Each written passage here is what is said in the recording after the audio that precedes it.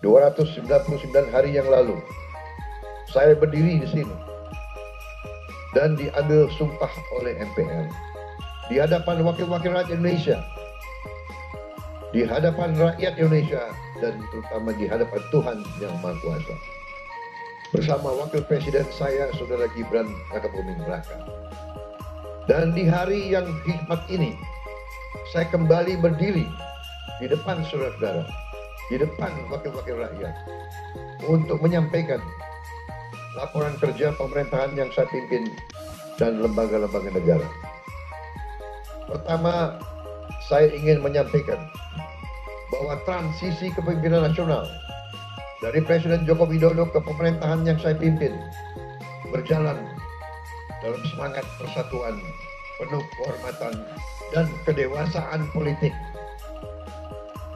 Peralihan kepemimpinan yang diakui dunia sebagai peralihan yang lancar dan sangat baik adalah bukti demokrasi kita matang dan kuat.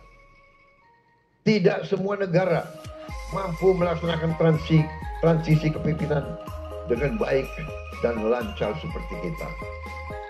Di mana-mana ketika saya berada di luar negeri, banyak pemimpin negara sahabat bertanya kepada saya, "How did you do it? How did Indonesia manage?"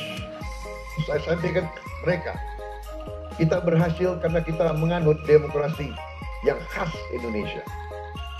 Demokrasi yang sejuk, demokrasi yang mempersatukan, bukan demokrasi yang saling gontok-gontokan, saling menjatuhkan, saling maki-memaki, saling menghujat. Bukan demokrasi yang saling membenci.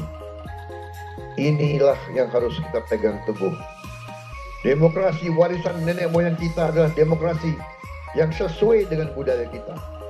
Budaya kekeluargaan, budaya gotong royong, budaya miko dhuwur mendem jero, budaya saling mengisi, budaya saling mendukung, budaya teposliro, budaya menahan diri, budaya yang iso rumongso, bukan rumongso iso. Kita paham dan mengerti bahwa dalam suatu negara modern perlu ada pengawasan, perlu ada transparansi dalam menjalankan kekuasaan. Kita paham sejarah umat manusia. Jika ada kekuasaan yang tidak diawasi, maka kekuasaan akan menjadi korup. Kekuasaan yang absolut akan menjadi korup secara absolut. Saya memahami bahwa tidak mudah ya mengelola negara. Sebagaimana dikatakan oleh Presiden Prabowo, Indonesia ini besar sekali, luas sekali. Kalau peta Indonesia ditaruh di peta Eropa, itu satu Eropa tuh. Kita juga memiliki beragam suku bangsa, ya, berbagai macam etnis, ragam bahasa. Jadi bangsa ini adalah bangsa multikultural. Ya, dan kemudian yang terpenting sekali adalah di awal pembentukan negara ini, para pendiri bangsa tak berkomitmen Indonesia adalah sebuah negara majemuk, multikultural. Ya, oleh karena itu segala macam perbedaan ya harus menjadi energi, menjadi unsur perekat. Nah, semangat persatuan ini yang diperlihatkan betul oleh Presiden Prabowo. Bekerja keras untuk menciptakan perdamaian, ya, kesejahteraan bangsa. Itu komitmen Prabowo.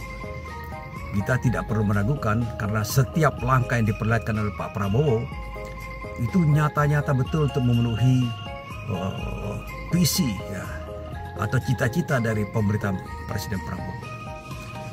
Dan kemudian kita dukung bersama untuk kebaikan. Dan Pak Prabowo juga memperlihatkan semangat persatuan.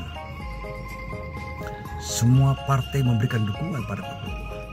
Mayoritas rakyat, paling tidak 80% rakyat menyetujui langkah-langkah Pak Prabowo, memberikan dukungan pada Pak Prabowo.